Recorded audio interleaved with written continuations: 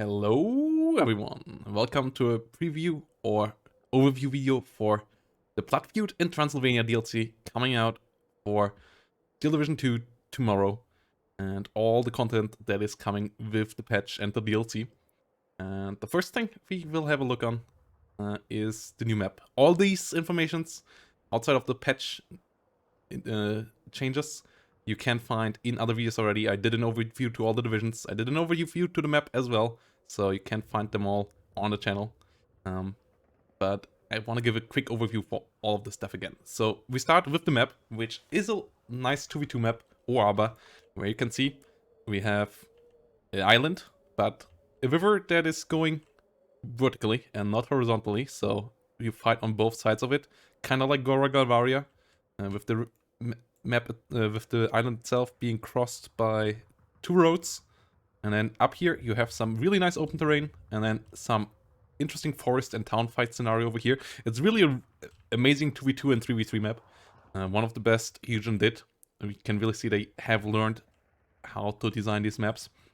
And I really recommend playing it when it comes out with team games. I'm really looking forward that we hopefully get a 1v1 recut eventually of this as well, but sadly for now it's only a 2v2 map. That's it. Let's move on to the balance changes that are coming. And the balance changes start with a relatively impactful change to all half-tracks of the allies that have a Browning or similarly small MG. Those usually cost 10 points. Now they cost 5 points. Similar to the German ones, which went down to 5 points a year or so ago, but the Allies ones were kept up because they're relatively fast compared to the German ones. Now they go down as well, realizing that the armored divisions could use a small buff and that these things also don't get as much play as they maybe should. So a nice, lovely buff to this half track.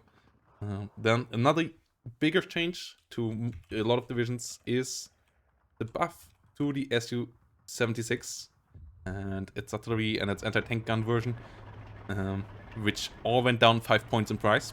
So all of these are now relatively efficient, and as you can see here, in the amount of divisions that get these guns, this is active in quite a lot of divisions.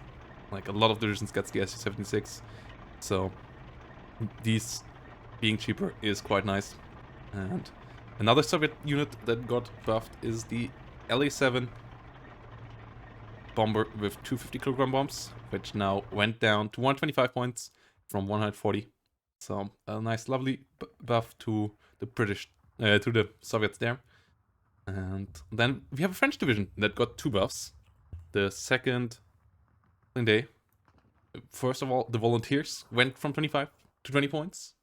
And then the other unit of theirs that went to 20 points is the Nueve, which comes in really low availability but high veterancy, a unit that was really cool in Steel Division only 44, and now we should see it more here as well. Usually it didn't saw play at 25 points, so at 20 points it should hopefully see some play. It's basically an absolutely buffed up Grenadier squad with Thompsons and Garants instead of MP40s and K98s, and also high veterancy, so the Nueve should be pretty cool. Volunteers, a lot of rifles, but nothing amazing here. So yeah, these going up down in price should help out second Blinde really coming around again.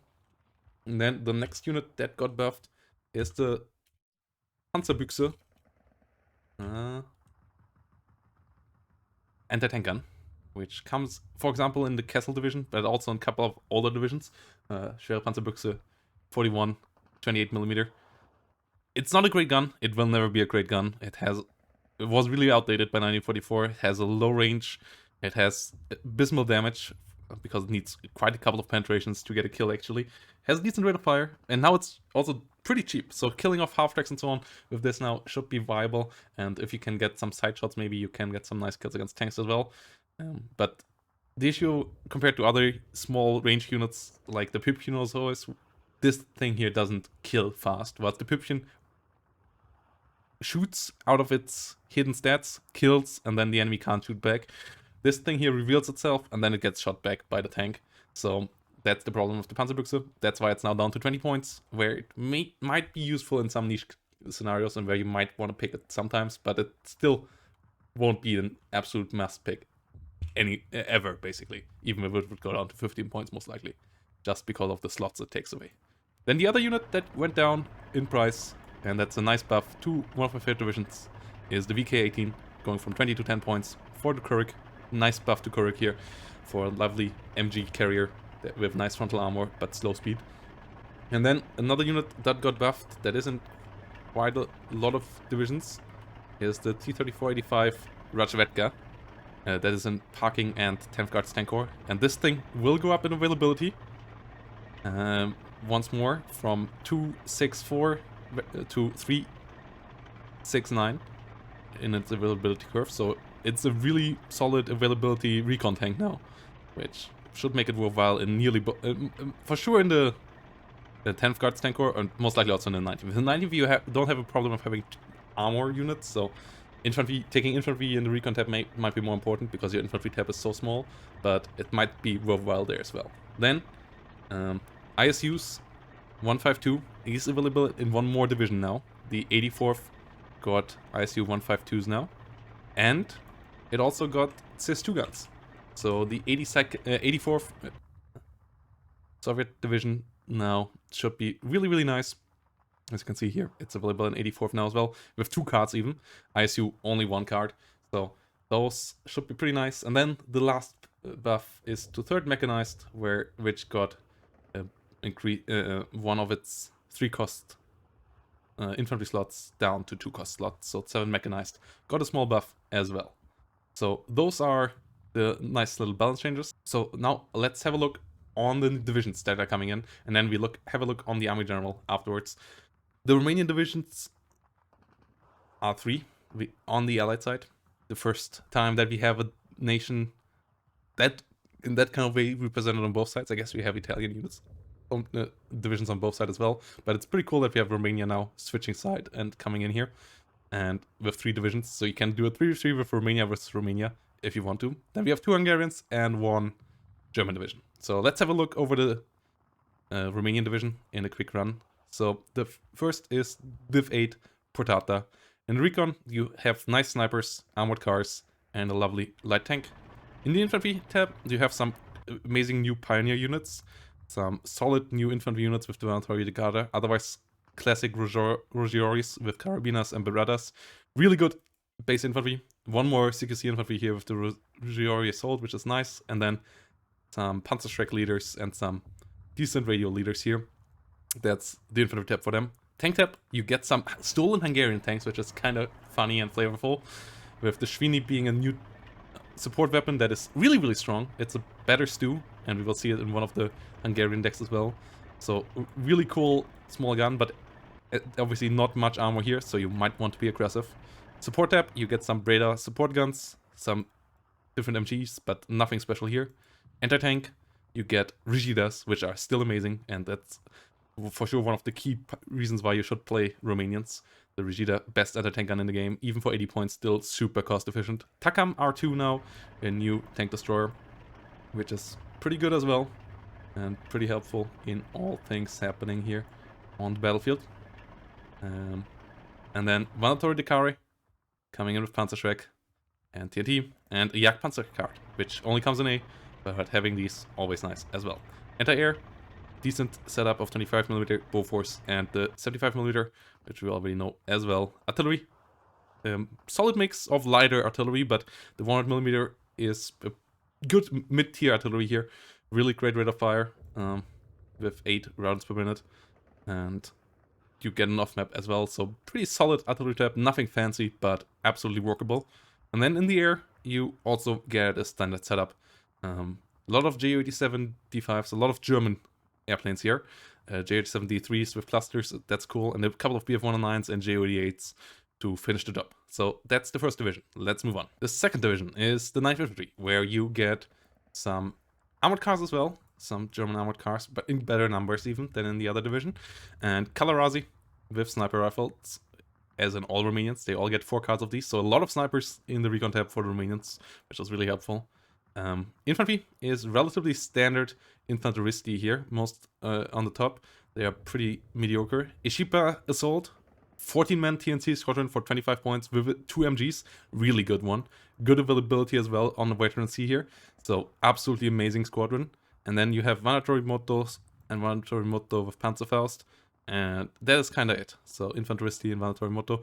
One really great infantry card, the rest relatively standard here with the ZB, with 2 or 1 ZB30. And then tank tab, Panzer Force, and Stuck 3s. So a pretty classic German setup, but obviously not a German division, so it's kind of interesting to have that in here for the Romanians. You don't get too many cards, but you should be able to at least make it into through B phase with the 4 slots, and you have some medium armor, which is really helpful for the deck. Support, you get a classic flamethrower, you get some MGs, MG34s and GB53s, and then you get a Fort Sedan, which is an absolutely gorgeous commander, and a couple of other commander options as well, which you won't take because the fort is there. Anti-tank, really solid, Atakam as well, and Regidas. Not too many options here though, but you get a good amount of slots. 2 cards of Regidas is great. Manatori Decare really helps out as well, getting you the stuff you need down with TNT and Panzerschreck. Great. Anti-tank tab just misses maybe 1 or 2 smaller options.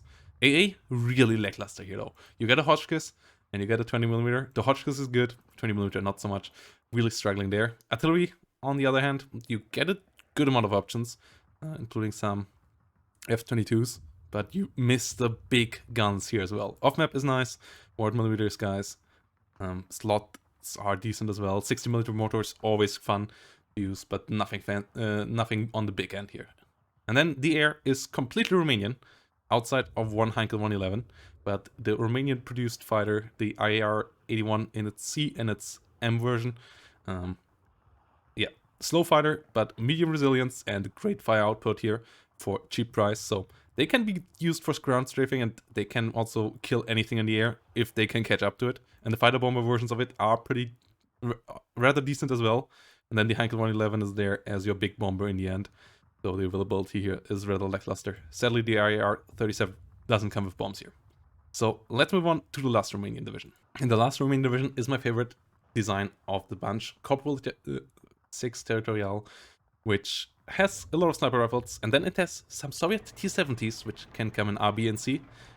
Dozors, recons as well, not really worth it. Infantry, you have a lot of classic Crank Cherries and a lot of recruities up here, all not so great. Crank Cherry with 3 CBs, new unit, could be worthwhile. That thing is pretty decent. Then you get some Soviets in B as reinforcements with Strelki, Automachiki, and Strelki DP especially, which can be useful. A lot of Pioneer cards, but you won't use 6 cards of these.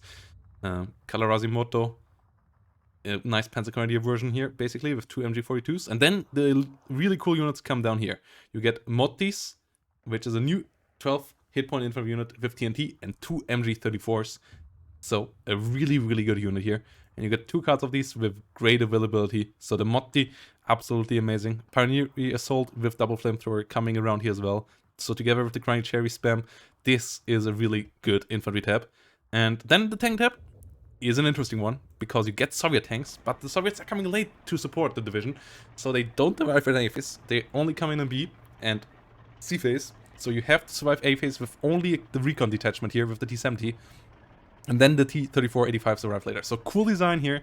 And the T-34-85, 1944, obviously a good tank, but it's the only tank you get, so you're a bit one-sided in that regard as well. Support, you get some Breda, you get a lot of MGs, and you get once more the beautiful Fort Sedan. Anti-tank, you get the Regida, 1 card only this time, but you get some good Soviet anti-tank guns as well. All the Soviet anti-tank guns here are in as well, SIS-3, SIS-2, M32, and then some nice, solid Romanian options here as well. And once more, Vanatory Decare with TNT and Panzerschreck. AA has a new unit. 25mm on the single fat, already good. The dual barrel one, amazing. This thing absolutely shreds, as it's also only 15 points more expensive for double the firepower. This thing absolutely is a beast. You don't want to fly planes into this, it murders everything. So, great unit there. You sadly only get 1 card, but Flak 36 help out nicely. And then in the artillery tab, you get a good amount of options as well, including some big guns finally here.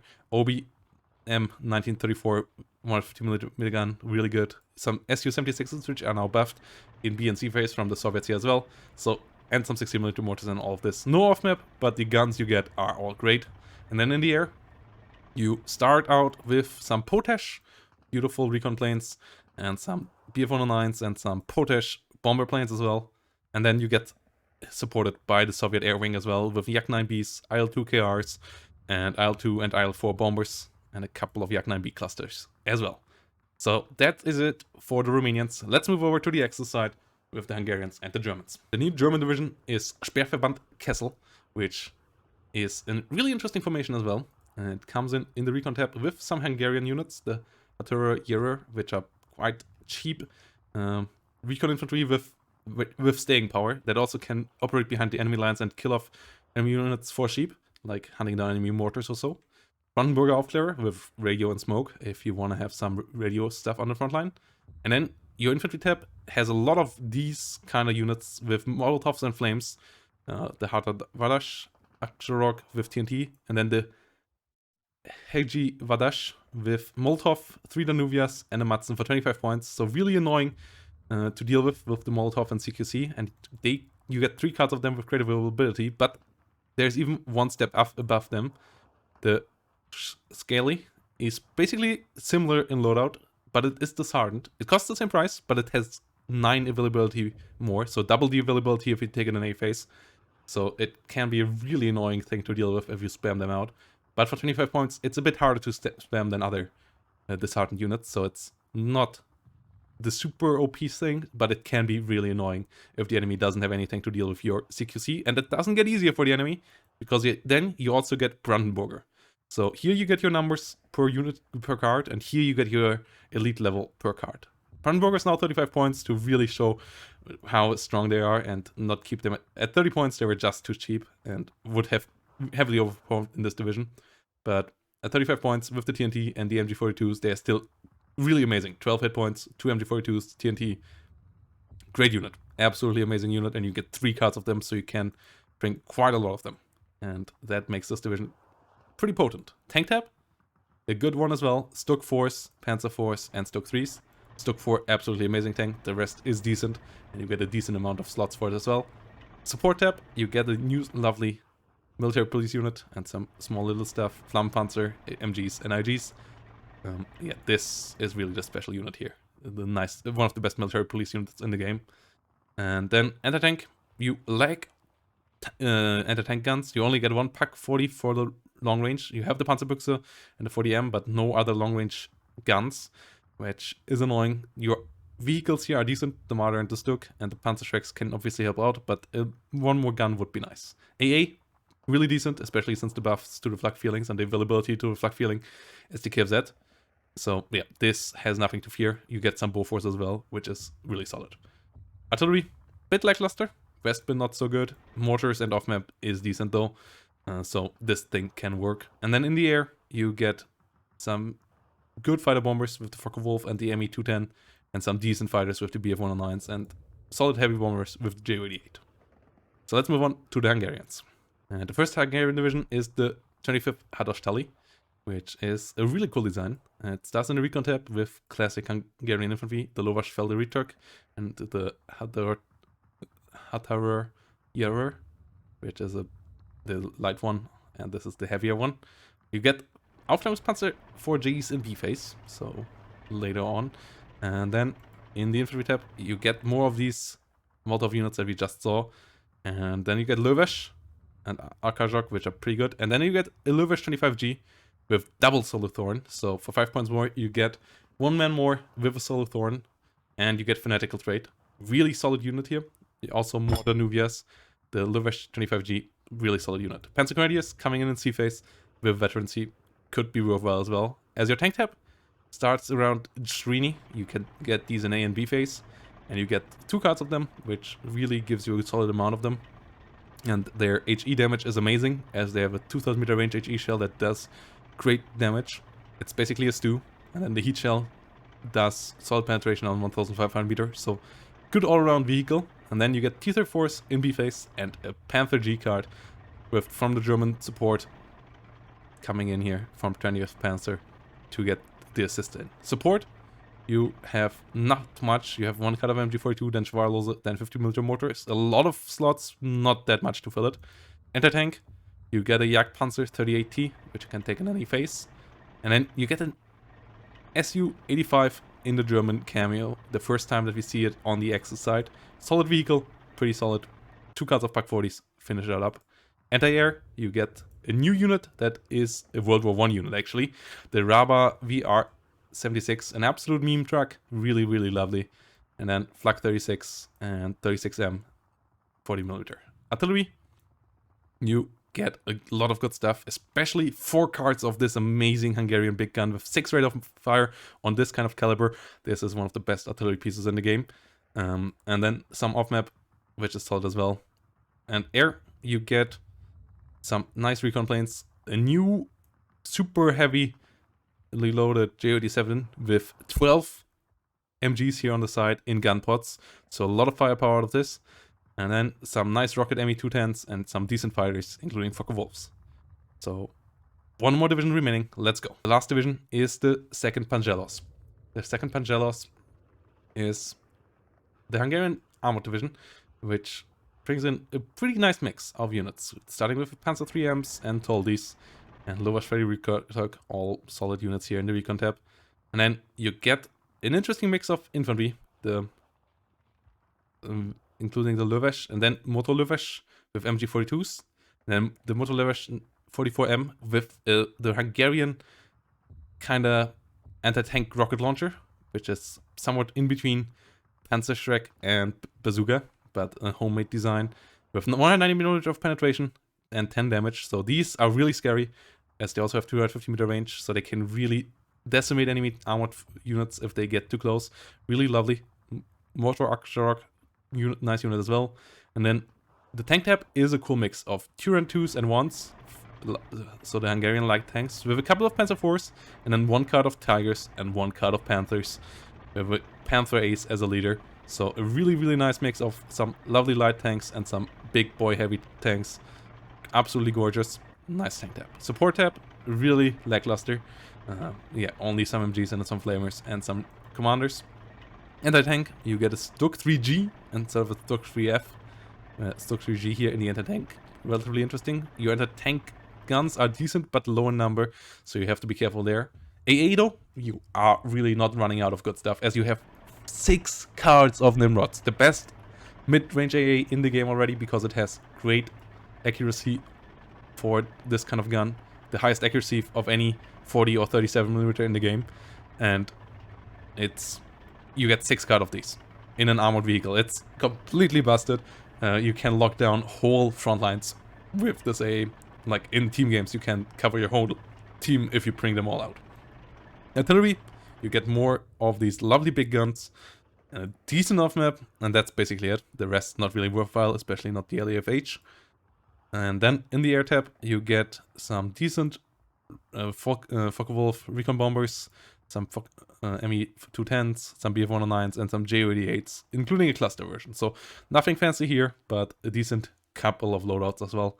And then the last thing is the Army General, which is one of the best Army General campaigns in the game because it's the most versatile of them all, as it's not just Soviets versus Germans with a couple of support units from other nations maybe, or Germans or Soviets versus Finnish, but it's 4 nations struggling with each other, and the Soviets for the first time having a heavy contingent of other units involved, with the Romanians being here, and then some heavy Soviet reinforcements coming in from the south.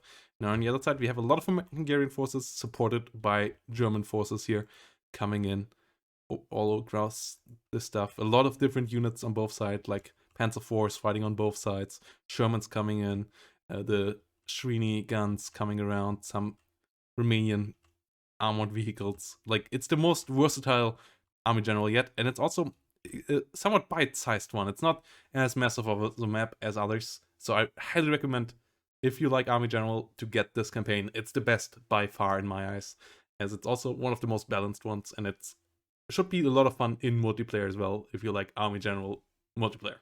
So yeah, I hope this overview over the Feud and Transylvania DLC was helpful to you. If you think so, consider leaving a like down below so that more people can see this and see about the all about the lovely content that Steel Division is still getting. And with that said, I hope to see you next time, and let me know down below what is your favorite division of the DLC. Bye bye.